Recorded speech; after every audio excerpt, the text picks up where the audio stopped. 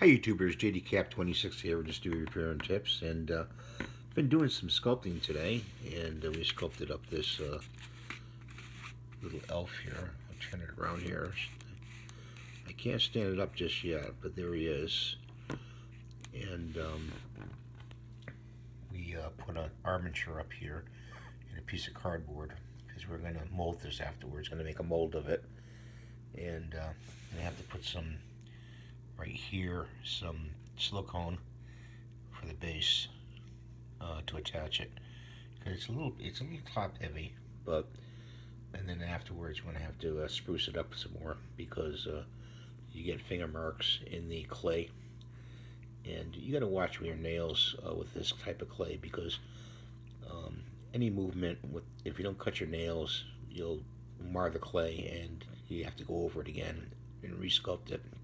So that's what I've been doing, and I'll show you it standing up in a little while. Stay tuned. So here's my Ernest T elf, and I think he came out pretty good. And we're going to make a mold of him out of 7311.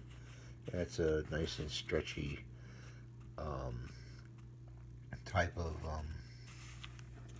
silicone. It's a Platsil silicone. Because of his hat up on top, I want to make him a one-piece mold. I don't really want to go with two-piece. I don't want to destroy the sculpture as I try to make a two-piece mold. So I'm going to just do a one-piece mold, which is just a box. I'm going to box this in, and I'm going to have to extend it in the back here because of the hat.